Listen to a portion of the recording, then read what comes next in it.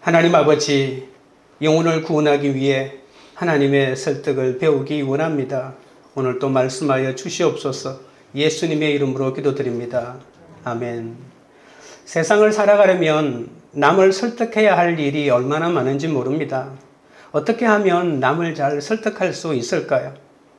인생을 살면서 나름대로 남을 설득하는 방법을 터득했지만 그 원칙을 지키기가 참 쉽지가 않습니다.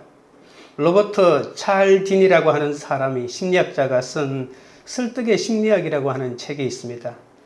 3권까지 발행이 됐고 베스트셀러인데요. 이 책에서는 사람을 설득하는 원칙 6가지를 소개합니다. 상호성의 원칙, 일관성의 원칙, 사회적 증거의 원칙, 호감의 원칙, 권위의 원칙, 희소성의 원칙 등 말합니다. 그런데 사람들은 설득의 원칙이 무엇이든지 남을 설득하고 나는 설득을 당하지 않는 것을 목표로 하죠. 세상에서 가장 어려운 설득이 사람을 개종시키는 것이 아닐까요? 그러나 그보다도 어려운 것이 사람의 편견을 제거하기 위한 설득입니다. 오늘 본문은 로마 백부장 고넬료에게 복음을 전하기 위해 편견에 사로잡힌 베드로를 설득하는 장면입니다. 이방인 편견에 사로잡힌 베드로가 자신의 편견을 버리고 어떻게 하나님의 설득을 받아들이는지 살펴보도록 하겠습니다. 먼저 하나님의 설득은 기도부터 해야 합니다. 9절입니다. 이튿날 그들이 길을 가다가 그 성에 가까이 갔을 그때에 베드로가 기도하려고 지붕에 올라가니 그 시각은 제6시더라. 이튿날은 고넬료가 세 사람을 욥바로 보낸 그 다음 날이죠. 날이 새도록 쉬지 않고 욥바로를 향해 걸어간 이 세 사람이 드디어 욥바성에 이르렀습니다. 베드로는 갑자기 기도하고픈 마음이 생겼습니다. 그때가 낮 12시 정오였습니다. 유대인들은 이른 아침과 그리고 오후 3시와 황혼역에 이렇게 3번 기도하는 관습이 있습니다. 정오에는 기도하는 시간이 아니거든요.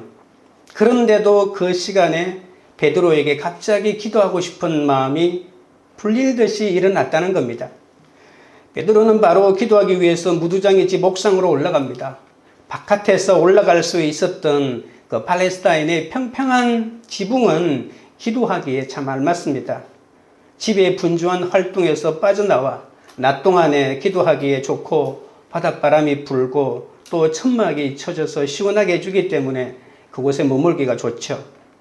하나님은 내가 할 적용을 나에게만 맡겨두지 않으십니다.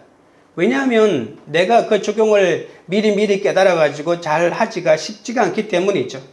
하나님은 늘 우리보다 앞서가십니다. 고넬료의 적용 장소는 욥바이고 적용 대상은 베드로잖아요. 하나님은 욥바에 먼저 가셔서 베드로를 만나 주신다는 거죠. 내 힘으로 내 스스로 적용하기 위해서 애쓰면 얼마나 힘들까라고 생각하겠지만 하나님이 먼저 베드로를 찾아가서 이 고넬료가 보낸 사람들이 왔을 때 그 말이 무슨 말인지 알아듣고 그 요청에 받아들일 수 있도록 만든 것입니다. 유대인들은 대개 오전 10시와 오후 6시에 이렇게 식사를 하는데요. 정오 때 베드로가 흑이져서 기도했다고 하는 것은 아마도 금식을 하지 않았을까라고 생각합니다. 아니면 우리가 짐작하건대 무두장이의 집에 있는 그 식사가 전혀 자기 몸에 맞지 않아 가지고 안 먹었든지 그렇게까지 볼 필요는 아마도 없을 겁니다.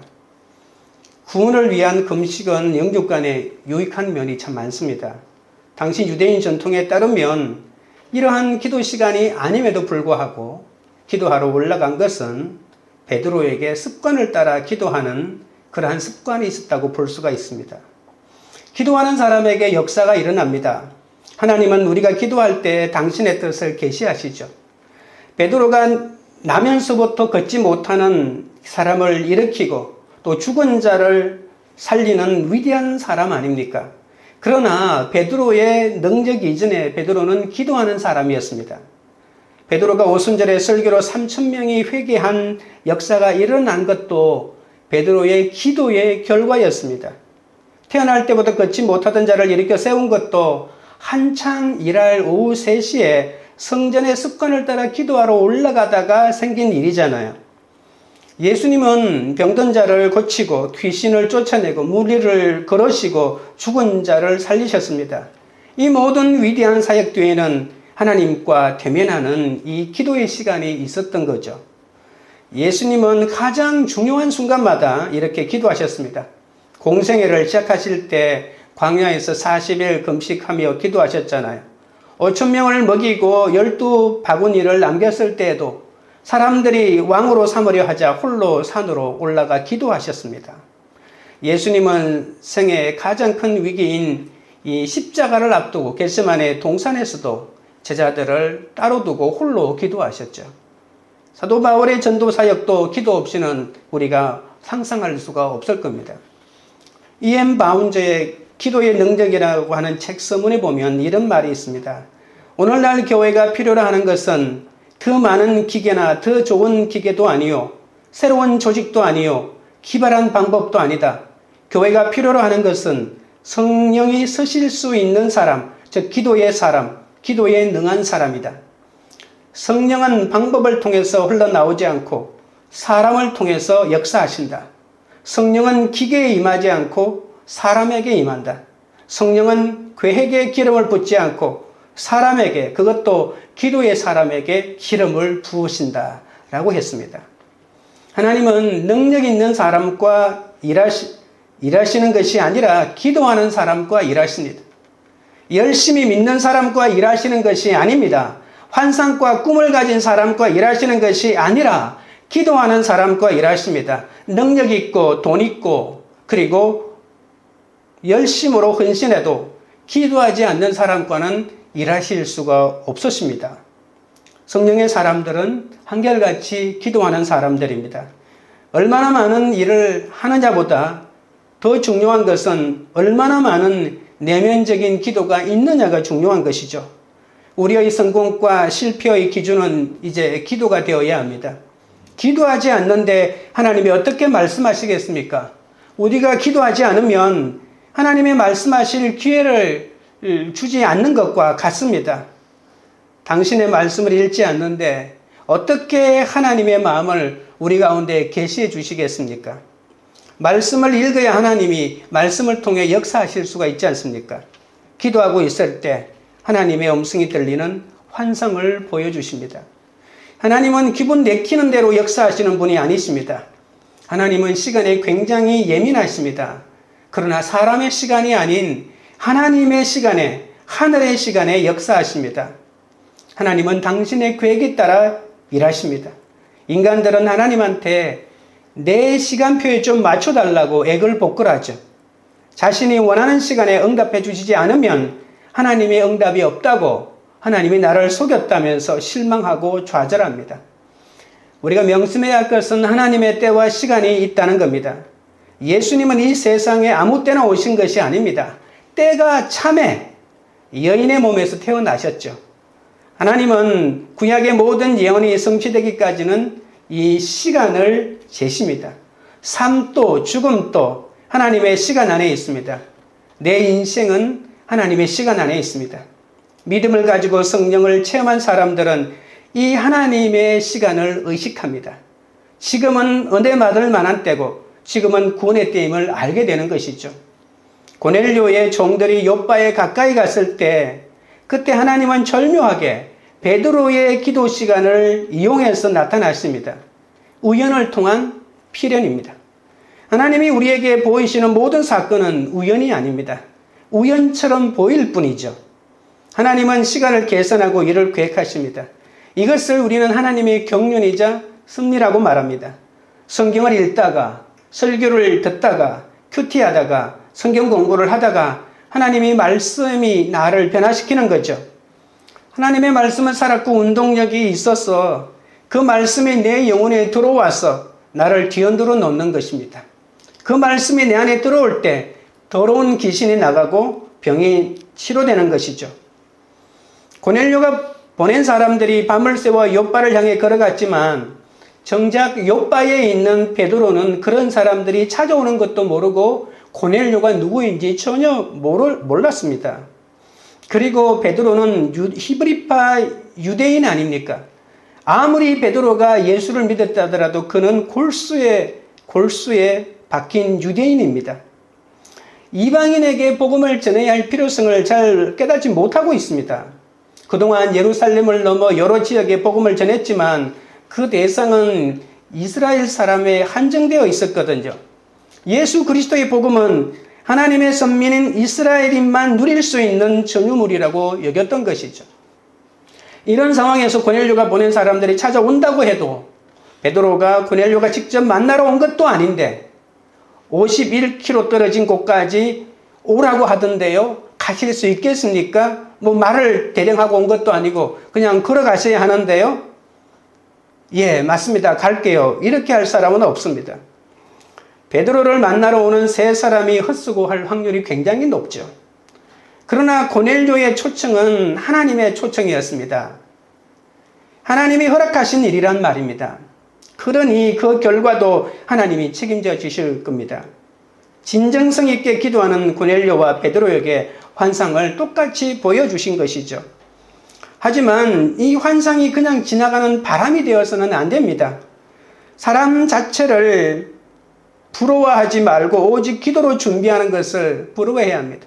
여러분 어떤 사람이 가지고 있는 능력과 그 사람이 이룬 일들을 부러워하지 마시고 그 사람이 기도하는 사람이면 그 기도하는 그 자체를 부러워해야 합니다.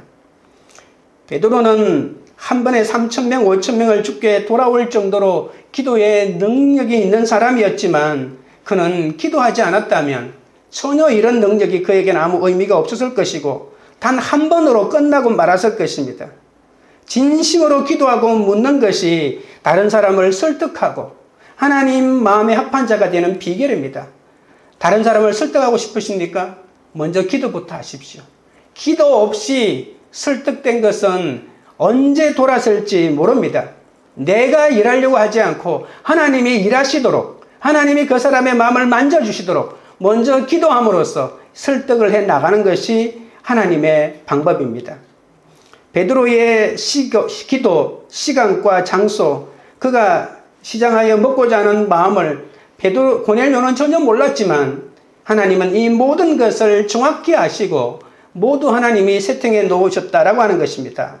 말씀이 지시하는 길로 가면 하나님이 일하시기 때문에 이 말씀에 순종하면 하나님이 예비된 축복을 경험하게 되는 것이죠. 인생의 목적은 행복이 아니고 거룩이라는 진리를 따르는 데 있습니다. 하지만 하나님의 도우심이 없이 우리가 어떻게 이렇게 살 수가 있을까요? 그런 삶을 살기 위해서는 날마다 기도하기 위해 지붕으로 올라가야 한다는 것입니다. 다른 사람에게 관심을 두고 중보하는 것을 하나님이 기뻐하신다는 말이죠. 우리는 삶에서 만나는 크고 작은 사건으로 지붕 위로 올라가야 합니다. 집안에 문제도 생겼고 물질의 어려움도 당하고 몸이 병들어도 자녀가 속을 썩여도 한결같이 지붕으로 올라가 기도해야 합니다. 우리에게는 하나님이 아니고는 대양의 파도처럼 밀려오는 이 거대한 사건과 고통 앞에서 한순간도 견딜 수 없기 때문입니다. 기도해야만 삶의 의미를 찾습니다. 세상의 것들을 아무리 많이 만들어 놓고 가지고 있다 하더라도 여러분 순식간에 공허가 밀려옵니다. 내가 뭐하러 사는 것이지? 그러면 쾌락을 추구하기 위해서 다른 이성을 찾아가거나 또 그 돈을 쓰기 위해서 쾌락을 추구하게 되어 있습니다. 세상의 의미를 깨닫지 못하는 것보다 불행한 삶이 어디 있습니까? 좋은 집에 살고 좋은 차를 몰고 좋은 것을 먹어도 아무 의미를 깨닫지 못하는 것보다 불행한 인생은 없습니다. 우리 가운데는 살아야 하나 죽어야 하나라고 자살을 시도하는 중에서도 기도하기 위해서 애쓰는 사람이 있을 것입니다. 내가 아니라 내 가족이 그렇더라도 어찌 내가 아무리 하소연하고 큰 소리치고 그 사람을 부여잡고 그러지 말라고 해도 그 사람이 그 말을 들을 리가 없습니다. 영혼이 시들었는데 어찌 내 말이, 내 호통이 그 사람을 깨우고 살릴 수가 있겠습니까? 그를 살릴 수 있고 설득시킬 수 있는 분은 하나님밖에 없습니다. 지금 여러분 주위에 여러분이 하나님의 설득으로 설득해야 할 사람이 혹시 없습니까? 그럼 지붕으로 올라가 기도해야 합니다. 아직 기도하는 습관이 생기지 않았다고요? 기도하는 영적 습관을 만들기 위한 가장 좋은 방법이 있는데 그것은 고난입니다. 우리에게 하나님이 고난을 주시는 거죠. 그런데 문제는 고난을 주셨는데도 기도하지 않는다는 거예요. 기도했는데도 하나님에게 나아가지 않고 내 방법으로 그 고난의 문제를 해결하려고 하면 큰일 나는 것이죠. 기도하는 영적 습관을 만들기 위해서 고난이 필수입니다. 이렇게 간절한 기도 제목이 있는 사람은 다른 사람을 제대로 설득할 수가 있는 것이죠. 내 문제를 해결을 위해서 기도하다가 이제 내가 기도에 능숙한 사람이 되어서 다른 사람마저도 살리고 설득할 수 있는 그런 하나님의 일을 하는 사람이 되는 것입니다. 적용 질문 드립니다. 여러분의 기도는 간절합니까? 아니면 형식입니까? 간절한 기도를 드려보았을 때는 언제입니까? 둘째는 하나님의 설득은 편견을 버려야 합니다.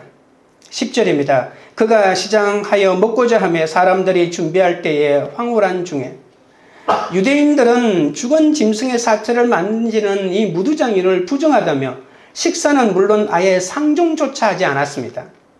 그러나 희한하게도 무두장이가 만든 옷이나 벨트나 신발은 일상생활의 필수품으로 애지중지합니다. 가죽 제품을 귀하게 여긴다면 그 제품을 만든 무두장이를 귀하게 대하는 것이 마땅하지 않겠습니까? 그러나 유대인들은 그렇게 하지 않았습니다. 이것이 인간 내부에 도사리고 있는 무서운 자기 모순과 이중성입니다. 베드로가 욥바의 많은 집 가운데 무두장이의 집을 택한 것은 이러한 자기 속에 있는 그릇된 편견을 그리스도 안에서 극복하기 위해서입니다. 무두장이의 직업이 얼마나 더럽고 역한 냄새를 풍겼으면 외딴 바닷가에 따로 떨어져 살았겠습니까?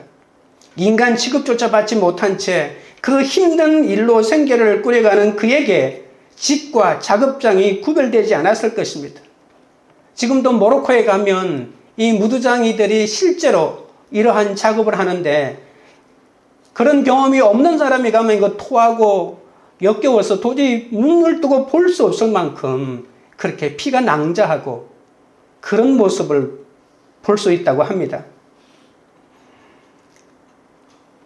역한 냄새가 진동하는 그 무두장이 시몬의 집에서 만든 음식이 무슨 진수성찬이겠습니까? 진수성찬이라 한들 숨을 쉬기도 어려울 만큼 역겨운 냄새에 식욕이 생길 리가 없습니다. 그러나 이미 무두장에 대한 편견을 극복한 베드로에게는 비록 역겨운 환경이라도 이 무두장의 집안 사람들이 만들어주는 음식은 전혀 문제가 되지 않았고 냄새만 풍겨도 시장기를 느낄 만큼 이미 베드로와 그 무두장이의 사람들은 이 한 몸이 되어버린 그런 사람입니다. 11절 12절입니다. 하늘이 열리며 한 그릇이 내려오는 것을 보니 큰 보자기 같고 내 귀를 메어 땅에 들이웠더라. 그 안에는 땅에 있는 각종 네발 가진 짐승과 기는 것과 공중에 나는 것들이 있더라.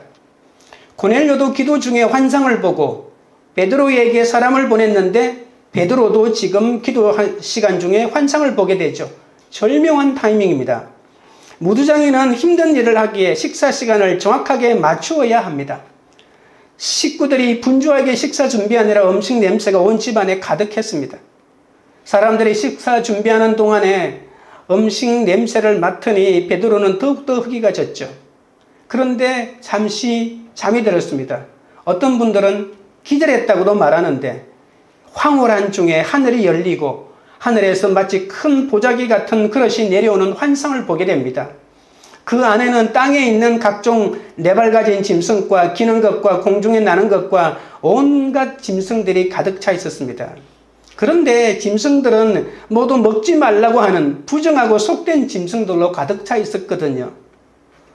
환상 속에서 베드로가 부정하다고 간주한 온갖 짐승과 새들은 이방인들을 상징합니다. 베드로를 비롯한 유대인들은 이 이방인을 부정한 존재로 여겼거든요. 마치 그들이 먹지 못할 짐승들 같이 이방인들은 부정한 짐승들이기 때문에 상대할 수 없는 것입니다. 그러므로 베드로가 본 환상의 의미는 하나님이 이스라엘 백성을 죄에서 구원해 주셨듯이 이방인의 죄도 구원해 주실 것이니 이방인을 받아들이는 것을 꺼리지 말라는 그런 뜻입니다. 복음을 이스라엘인만의 전유물로 잘못 이해하는 베드로의 편견을 교정해 주기 위해서 이런 환상을 보여주신 것이죠. 13절입니다. 또 소리가 있어되 베드로야 일어나 잡아먹으라 하거늘 그때 하늘에서 음성이 들렸습니다. 보기에도 아주 끔찍한 만질 수도 없고 먹을 수도 없는 짐승들과 새들과 기는 것들을 잡아먹으라고 합니다. 잡아라고 하는 이 원어는 1차적으로 먹기 위해서 죽여라, 살해하라 그런 뜻이지만 보자기에 있는 동물들이 깨끗해서 제사를 지내기에 합당하다는 뜻도 그 속에 포함되어 있습니다. 제사용으로도 괜찮다 그런 뜻이거든요. 여러분 이스라엘 사람들은 이 피에는 생명이 있기 때문에 뭐 짐승을 잡고 싶어도 자기 집에서 도살을 못합니다. 왜냐하면 피에는 생명이 있기 때문에 피를 그냥 흘려버리면 그 벌을 자기가 받게 되는 거죠. 이 피에 담겨있는 생명을 제어할 수 있는 유일한 사람들이 바로 제사장입니다. 그래서 고기를 먹고 싶으면 제사를 지내러 가야 되는 거죠. 제사 중에서도 화목제 말입니다. 그래서 하나님은 기가 막히게 고기를 먹고 싶으면 화목제물을 드리도록 만들어 두었고 화목제물을 드릴 때 많은 사람들과 나눠 먹도록 하기 위해서 해가 지고 나면 그 화목제물은 부정타기 때문에 못 먹는다라고 하는 법을 만들어 놓은 거예요. 그래서 어차피 자기 식구들 간에 먹기 힘드니까 소 한 마리 잡았다 하더라도 그 성전 바깥에 배고픈 사람들 천지인데 그 사람들과 같이 먹을 수밖에 없도록 하나님이 법으로 만들어 놓은 것이죠. 유대인들에게 음식법은 예전이나 음식 관습이 아니라 생존과 정체성의 문제였기 때문에 어떤 부정한 음식을 먹고 안 먹고가 얼마나 중요했는지 모릅니다. 유대인과 이방인을 갈라놓았던 음식법을 뛰어넘어 새로운 계시를 지금 하나님이 베드로에게 주고 있는 것이죠. 아무리 네가 보기에 부정하다고 여기는 것 잡아먹으라. 잡아먹을 수 있다. 나에게 제물로 바칠 수 있는 것이다. 내가 기뻐 받는 것이다. 라고 이렇게 말하고 있는 것이죠. 그동안 이방인에 대하여 부정한 자로 여겨서 상종하지 않았던 이방인들에 대한 편견을 버리고 자유롭게 다가가 하나님의 백성으로 받아들여야 한다는 말입니다. 여러분 이때 베드로가 얼마나 놀랐겠습니까? 유대인의 율법은 이 부정한 짐승을 한번 만지기만 해도 부정해지잖아요. 다시 깨끗해지기 위해서는 옷을 빨고 여러 가지 복잡한 절차를 수없이 거쳐야 합니다. 그런데 이 부정한 것들을 다 잡아먹으라고 하니 자기 귀를 의심할 수밖에 없었죠. 14절입니다. 베드로가 이르되 주여 그럴 수 없나이다. 속되고 깨끗하지 아니한 것을 내가 결코 먹지 아니하였나이다 한데 베드로는 역한 냄새가 진동하는 무두장의 집에서 집안 식구들이 만들어주는 음식을 끄리낌 없이 받아 먹었죠. 하지만 이방인에 대한 편견을 극복하라는 이 환상과 하나님의 음성을 3번씩이나 듣고는 그 의미를 깨닫지 못합니다. 무두장에 대한 편견을 극복하긴 했지만 무두장이 시몬 역시 자신과 같은 유대인 아닙니까? 아무리 직업이 비천하다 하더라도 유대인이었기 때문에 그를 받아들이는 데는 장점이 있었던 거겠죠. 그때까지 베드로가 사마리아인이나 무두장이처럼 자신과 같은 이스라엘인에 대한 편견은 극복했지만 그 편견의 극복이 이방인에게까지 미치지는 못했다는 사실입니다. 인간에 대한 편견의 타파가 얼마나 어려운지 새삼스럽게 느낄 수가 있습니다. 베드로는 하나님의 말씀에 기가 막혀서 주여 그럴 수 없나이다. 속되거나 깨끗지 않은 물건을 내 입에 들어간 적이 없다라고 단호하게 이 하나님의 명령을 거부합니다. 내가 얼마나 경건한 사람인데 부정한 떡과 고기를 어떻게 먹을 수 있습니까? 라고 하는 항변이죠. 그러나 베드로도 거기까지입니다. 예수님에게 제자 훈련까지 받았지만 이렇게 안 되는 것이 있다는 겁니다. 그러나 하나님은 당장 먹으라고 야단치지 않고 3번이나 올라갔다 내려갔다 하시면서 설득하십니다. 여러분 저 같으면 때려치아뿌라 이렇게 할 텐데 하나님은 그렇지 않고 이해하지 못하고 받아들이지 못하는 베드로를 지금 계속해서 설득하고 계신 겁니다.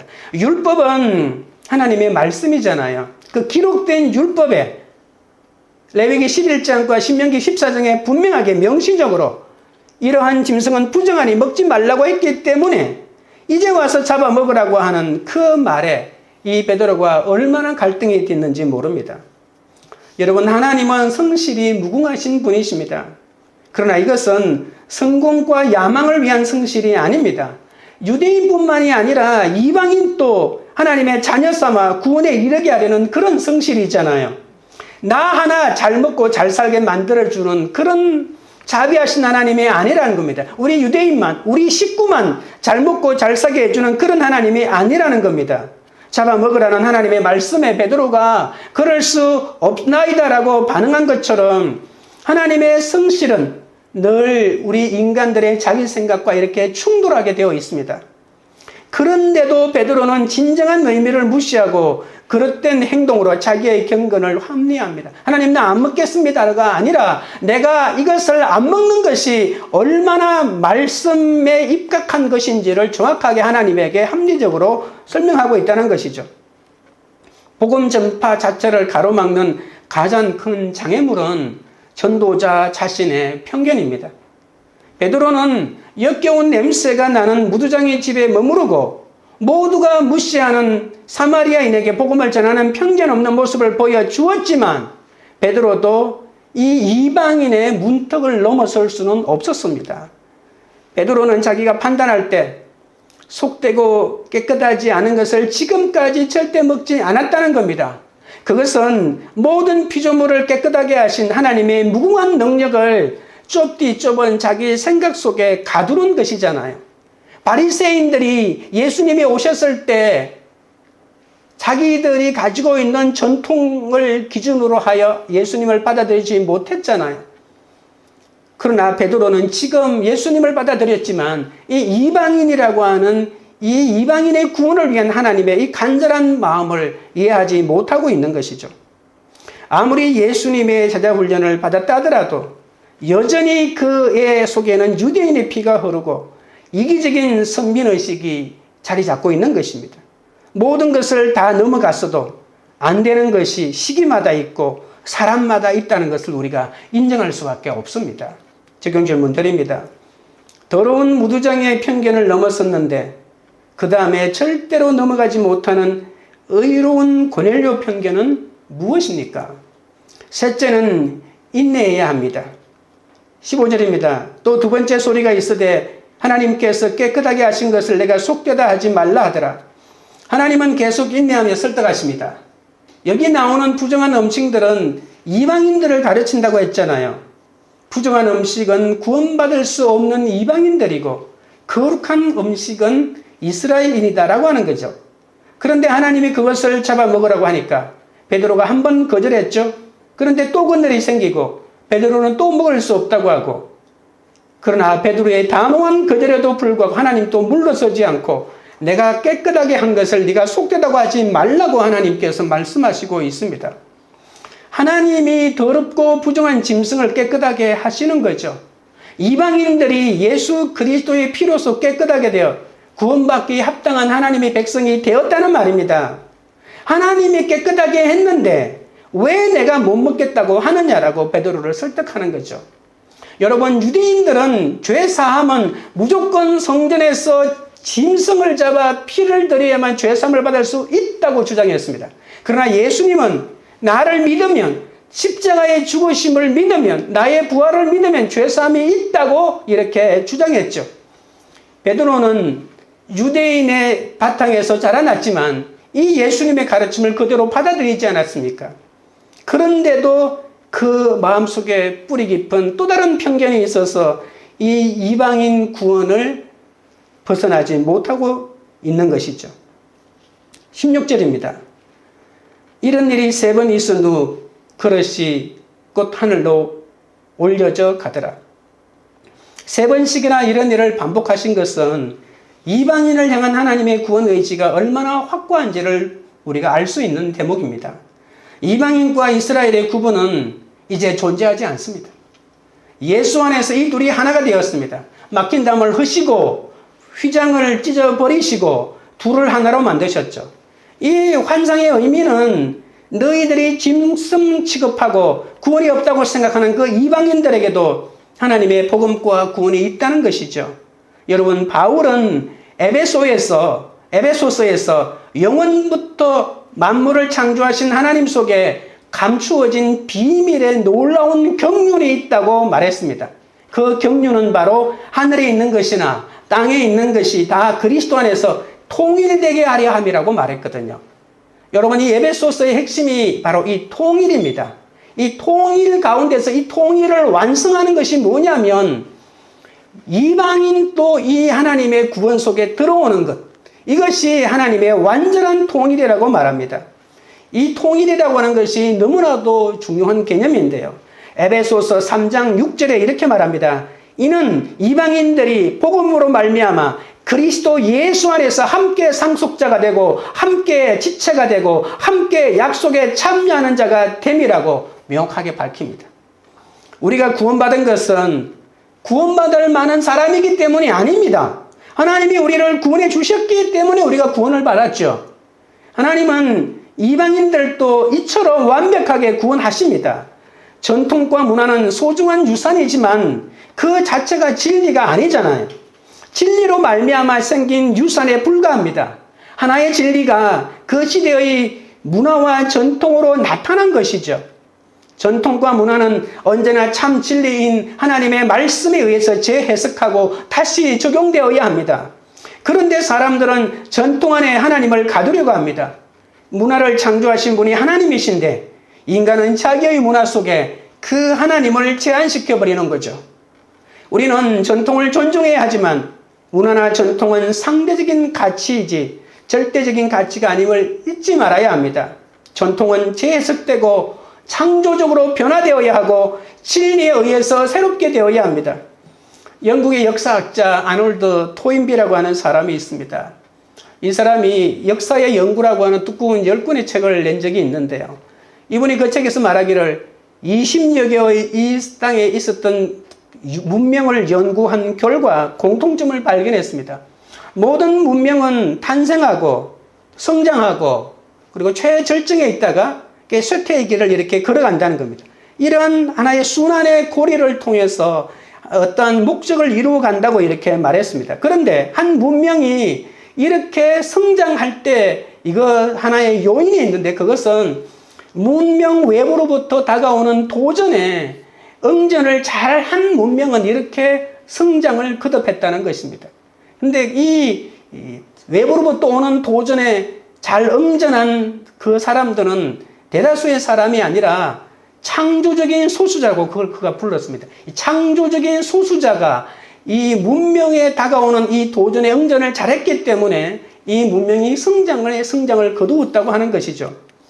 그런데 문제는 이렇습니다. 또 다른 문명의 도전이 다가올 때 옛날에 한번 응전에 성공했던 그 창조적인 소수자가 옛날 방식으로 그대로 응전했을 때는 아무런 효과가 없다는 것입니다.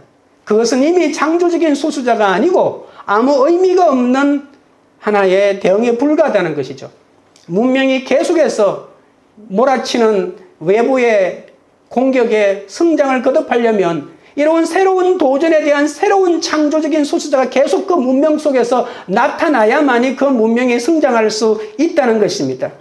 옛날의 방식은 아무런 의미가 없다는 것이고 이미 옛날의 창조적인 소수자지 지금은 창조적인 자가 아니라는 것입니다.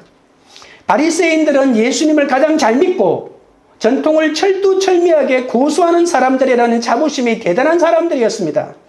그러나 하나님의 아들 예수님이 이 땅에 오셨음에도 유대교의 전통으로 메시아를 해석하니 예수님은 절대로 이해하지 못했습니다. 예수님이 죽어가는 사람을 살리고 온갖 기적을 보여주셔도 그 사람들의 생각 속에는 아니 왜 안식일에 사람을 살리느냐, 왜 안식일에 병을 고치느냐, 안식일에 일했느냐 안 했느냐라는 이 잣대를 가지고 예수님의 사역을 평가하니 예수님은 무조건 죄인이지 예수님이 하신 구약에 있는 아무리 많은 예언의 말씀을 성취하는 일이 벌어져도 그들은 아랑곳하지 않았던 것입니다. 지금도 오늘날에도 이런 식으로 예수를 믿는 사람이 참 많습니다. 생명의 기독교를 물질과 축복의 종교로 바꾸어 버려서 미신처럼 만들어 버린 거죠. 주님은 3번이나 저주하고 도망간 베드로의 죄를 용서해 주었듯이 이방인의 죄도 똑같이 깨끗하게 하신다는 말씀이 바로 복음입니다. 음식물이 하늘에서 내려오는 장면을 보여주시며 먹으라 하셨지만 계속해서 거절하는 베드로에게 하나님은 3번이나 음식물을 오르락내리락 하시면서 같은 말씀으로 설득을 하시는 것인데 바로 이것이 하나님의 인내입니다. 고넬료보다 베드로를 설득하는 것이 더 힘들지 않습니까? 고넬료는 한 번에 딱 깨달았는데 베드로는 편견의 골이 너무 깊기 때문에 도저히 이것을 받아들이지 못하기 때문에 2번, 3번 연거푸 설득을 당할 때까지 계속하고 있는 것이죠. 하나님은 고기잡이 때부터 베드로를 양육해 오셨기 때문에 끝까지 인내하시며 설득하는 것입니다. 이렇게 수고로이 베드로를 설득한 이유는 하나님은 강요하지 않는 분이십니다. 왜냐하면 우리에게 자유의지를 주셨고 그 자유의지를 통해서 우리 하나님을 선택하기를 원하시고 계시기 때문입니다. 한 인간에 대하여 편견에 극복했다고 하더라도 다른 인간에게 모든 사람에 대한 편견을 극복한 것은 결코 아닙니다. 아내에 대한 편견이 극복했다고 해서 직장 동료에 대한 편견이 극복된 것은 아닙니다. 부모나 자식에 대한 편견이 해소되었다고 해서 친구에 대한 편견이 여전히 남아있을 수가 있거든요. 인간에 대한 편견은 저절로 극복되거나 해소되지 않습니다. 인간에 대한 편견을 극복하고 진정한 자유인으로 살아가려면 오직 인간을 창조하신 하나님의 말씀과 성령의 빛 가운데서만 가능하다는 것을 아셔야 합니다. 성숙한 그리스도인은 한 사람이라도 더 많은 사람과 바른 관계를 맺어 더불어 살아가야 하지 않습니까? 우리는 악과 불의와 타협하는 일이 아니라면 계속 인간관계의 지경을 넓혀가야 합니다. 인간의 편견으로부터 이 시대의 숱한 무두장이들과 이방인들을 해방하고 또 인간에 대한 편견의 감옥으로부터 우리 자신을 해방시키는 이 시대의 베드로가 우리가 되어야 합니다. 제가 작년부터 우리 둘째, 셋째에게 제가 비타민 C를 중심으로 하는 이렇게 많은 여러 가지 이런 씹어 먹을 수 있는 영양제를 제가 아이들한테 매일 이렇게 줬습니다. 약통까지 사가지고 학교에 갈 때마다 그것을 통에 담아주고 한 5개 정도를 담아가지고 매일 주었는데 그래서 한 달 정도 지났습니다. 그래서 아침에 약통을 가져오라고 해서 제가 약을 담아주는데 하루는 이제 둘째가 약통을 가져오지 않고 화장실에 있어서 가져오지 않기 때문에 제가 가방에서 약통을 꺼내서 넣어주려고 가방을 열었는데 거기에 약이 이렇게 한 뭉치 이렇게 있는 거예요. 한 달 동안 하나도 먹지 않고 150알알이 거기에 들어가 있는 거예요. 제가 살면서 둘째에게 제일 크게 그날 화를 냈습니다. 그것을 집어내가지고 땅바닥에 내동댕이 치고 학교 가지 말라고 하면서 소리치면서 먹으라고 했는데 조금이라도 키가 클까 싶어서 먹으라고 했는데 한 달 동안 물어보니까 먹었다고 하는데 거짓말을 할 뿐만 아니라 먹지 않고 그냥 곰팡이가 썰어가지고 이렇게 150알이 이렇게 뭉쳐져 있는 걸 보고 화가 머리끝까지 솟아올랐던 것이죠. 제가 이 말을 왜 하냐면 먹으라고 할 때 안 먹을 때 화가 제일 나지 않을까요? 하나님이 지금 베드로에게 잡아 먹으라고 했는데 안 잡아 먹겠다고 하는 거잖아요. 잡아 먹으면 하나님의 역사가 일어나는데 안 잡아 먹는 거잖아요. 그래서 하나님이 잡아 먹으라고 할 때는 반드시 드셔야 합니다. 여러분 가정에 음식을 만들고 식구들이 그냥 맛있게 안 먹고 조금 남겨도 약간 속상한데 뭐 한 달치나 그렇게 숨겨두었으니 저는 그때 화를 내면서도 이건 둘째가 한 일에 비해서 너무 많이 화를 낸다고 하는 생각이 들었지만 또 한편으로는 이게 아빠야 뭐 이렇게 하면서 제가 정당화하기도 했는데 그건 혈기였다는 것을 나중에 알게 되긴 했습니다. 인내는 미래의 좋은 일을 기대하며 불평하지 않고 참는 것이잖아요. 인내할 때 가장 중요한 것은 바로 비전입니다. 비전은 앞에 있는 즐거움이거든요. 앞에 있는 즐거움을 바라볼 수 있을 때 인내할 수가 있습니다. 그래서 비전을 상실하게 되면 절대로 인내할 수가 없는 것이죠. 우리가 인내하는 이유는 영혼을 구원하고자 하는 이 하나님의 뜻을 이루는 것이기 때문에 그렇습니다. 여러분, 소크라테스가 이런 말을 했습니다. 결혼하라. 좋은 아내를 만나면 행복할 것이다. 그러나 만일 악처를 만나면 철학자가 될 것이다. 우리에게 다가오는 힘든 사람과 일에 절망하지 않고 잘 감당하면 하나님이 허락하시는 귀한 열매를 얻게 될 것입니다. 하나님은 어떤 일을 이루기 위해 우리를 부르시는 것이 아니라 우리에게 관심이 있고 우리 자신과 관계를 맺는 것이 좋기 때문에 우리를 부르시는 거죠. 내가 응답 안 하면 다른 사람에게 가서 다른 사람하고 일할 수 있어요. 나 아니면 일이 안 되기 때문에 하나님이 나를 계속 설득하는 게 아니라는 겁니다. 하나님은 나에게 관심이 있고 하나님은 나에게 일거리를 제공해주고 내가 하나님의 일을 함으로 하나님의 축복을 받고 그 가장 큰 기쁨, 천국의 기쁨을 누리기를 하나님이 원하시는 거기 때문에 우리에게 관심이 많는 겁니다. 베드로가 말을 듣느냐 안 듣느냐가 아니라 베드로 자체가 이 하나님의 목적이기 때문에 베드로를 설득하고자 하시는 하나님이 계속해서 베드로에게 말을 거는 것이죠. 하나님은 복음이 이방으로 들어가는 이 역사적인 방법을 독재자의 자기 혼자의 결정이 아닌 이 설득으로 이루어 가시는 겁니다. 우리는 고정관념을 버리고 하나님이 나를 위해 인내하듯 나도 역시 인내해야 합니다. 하나님은 베드로가 자기 생각을 노려놓을 때까지 끝까지 설득하시며 당신을 구원을 이루어 가신 것처럼 우리도 우리 앞에 있는 말이 통하지 않는 그 사람을 설득하기 위해서 우리가 그렇게 기도하고 편견을 버리고 인내하며 나가야 할 것입니다. 적용 질문 드립니다. 하나님이 나를 인내하시며 설득하듯이 나도 남을 위해 끊임없이 인내하며 이 구원을 위해 설득할 일은 무엇입니까? 말씀을 맺겠습니다. 하나님의 설득은 기도부터 시작하게 합니다.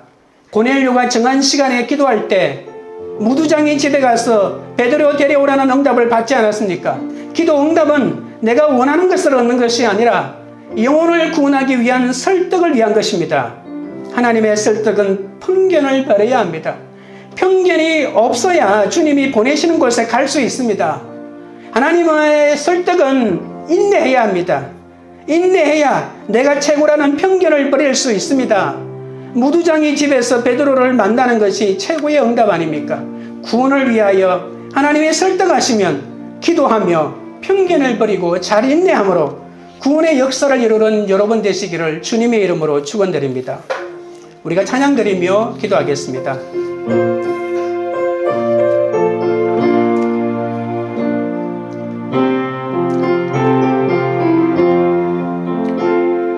죄짐 맡은 우리 구주 어찌 좋은 친구인지 걱정 근심 무거운 짐 우리 주께 맡기세. 주께 고함 없는 고로 복을 얻지 못하네. 사람들이 어찌하여 아랠 줄을 모를까. 시험 걱정 모른 괴로움 없는 사람 누군가.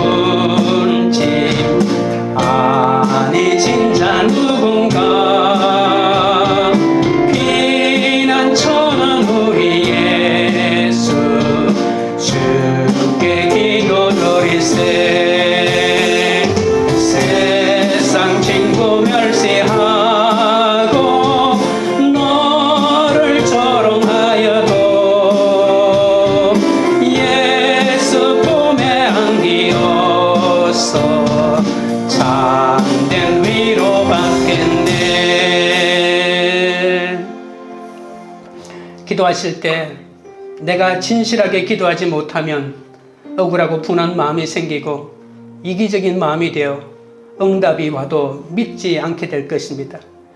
그래서 기도할 때 형식으로 기도하지 않고 간절하게 기도하게 해달라고 기도하겠습니다. 그리고 기도 응답을 위해 어떤 일을 주시더라도 그 응답이 나에게 주시는 하나님의 대답임을 믿게 해달라고 기도하겠습니다. 무두장이 편견을 넘어섰는데 아직도 안 되는 것이 있습니다. 끝없이 편견이 있을 수 있음을 나 자신부터 인정하게 해달라고, 이제 남을 손가락질하지 않고 절대로 넘어가지 못한다고 생각하는 나의 의로운 고넬료 편견을 뛰어넘게 해달라고 기도하겠습니다. 하나님이 나를 인내하시며 3번이나 설득하신 것처럼 나도 남을 구원하기 위해 이렇게 인내하며 하나님의 설득으로 다가가게 해달라고 주여 3번 부른 다음에 기도하며 주께 나가겠습니다. 주여 주여 주여. 거룩하신 하나님 우리 아버지여, 내가 진실하게 기도하지 못하면 억울하고 분한 마음이 생겨 이기적인 마음이 되어 아무리 응답이 와도 그 응답을 믿지 않게 될 것입니다. 기도할 때 형식으로 하지 않게 하여 주시고 간절하게 기도하게 하여 주시기를 원합니다. 기도 응답을 위해 하나님이 어떤 적용을 하라고 하셔도 아버지 하나님이 그 적용을 기꺼이 하나님의 응답으로 믿고 감당할 수 있도록 은혜를 더하여 주시기를 원합니다. 무도장이 편견을 넘어섰는데 아직도 안 되는 편견이 많이 있습니다. 끝없이 편견이 있을 수 있음을 나 자신부터 인정하오니 주여 불쌍히 여겨주시옵소서. 이제 남이 편견을 넘어서지 못한다고 손가락질하지 않게 하시고 절대로 넘어가지 못한다고 하는 내 생각하는 나의 의로운 고넬료 편견을 뛰어넘을 수 있도록 주여 역사하여 주옵소서. 하나님이 나를 인내하시며 3번이나 설득하신 것처럼 나도 남을 구원하기 위해 인내하며 설득하게 하여 주시옵기 우리 아버지 하나님이여 바라보나옵나이다. 아버지 하나님이여 조급한 마음을 버리고 이렇게 설득하여 하나님의 구원을 이룰 수 있도록 아버지 하나님이여 설득의 하나님의 은혜를 허락하여 주시옵기 바라보나옵나이다. 하나님 아버지, 오늘 비천한 무두장의 집에서 며칠 동안 머물면서도 부정한 떡과 고기를 어떻게 먹을 수 있느냐는 베드로의 모습을 보면서 이 세상에 완전한 사람은 한 사람도 없고 성숙으로 가는 길이 끝이 없음을 깨닫습니다. 말씀을 듣고도 적용하지 못하고 3번이나 오르락내리락 하는 환상을 보면서도 여전히 넘어지지 못하는 나의 편견이 시기마다 때마다 있사오니 주여 불쌍히 여겨 주옵소서. 제가 설득하지 못하고 인내하지 못해서 참으로 실족하고 시험에 드는 사람이 있사오니 주여 불쌍히 여겨 주옵소서. 하나님의 설득을 통해 저도 이제 남을 성령의 설득을 할 수 있도록 도와주시옵소서.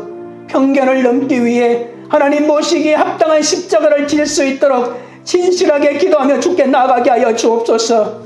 하나님은 나의 창조자이신 동시에 다른 사람도 창조하셨습니다. 하나님은 나처럼 하찮은 인간을 구원해 주셨기에 다른 사람도 구원하실 것입니다. 나처럼 더러운 인간을 예수 그리스도 안에서 의롭다 인정해 주셨기에 다른 사람도 깨끗하게 해 주실 것입니다. 주님, 인간에 대한 편견을 지니고 사는 것이 하나님을 거역하는 것임을 깨닫게 하여 주옵소서. 그리스도 안에서 변화되고 성숙해 간다는 것은 인간에 대한 편견을 극복하고 인간에 대한 지경을 넓혀가는 것임을 잊지 않게 하여 주옵소서. 끊임없이 다른 사람을 판단하는 편견과 특권의식이 나타나서 다른 사람들을 힘들게 할까봐 두렵습니다. 땅끝까지 복음을 잘 전하려면 이기적인 선민의식을 버리고 나는 경건하다, 너는 속되다는 편견을 없애도록 주여 역사하여 주옵소서. 무두장의 집에 머문 베드로처럼 편견을 버리고 진정한 구원의 전도를 펼치는 하나님의 사람들이 다 되도록 역사하여 주옵소서. 관계 우리들 교회가 하나님께 묻고 진실되게 기도하며 받는 모든 응답을 기쁨으로 믿고 해석하는 영적 공동체가 되게 하옵소서. 각자가 성한 깨끗함과 속됨의 판단 기준을 내려놓을 수 있도록 도와주시고, 하나님의 뜻과 자기 생각이 충돌할 때마다 늘 말씀으로 인도함을 받게 하여 주옵소서. 순종할 수밖에 없는 환경에서 주님의 마음을 본받아 편견을 버리고 구원을 위해 끝까지 인내하는 그런 공동체가 되도록 주여 역사하여 주시옵소서. 모든 말씀을 예수 그리스도 이름으로 기도드리옵나이다. 아멘.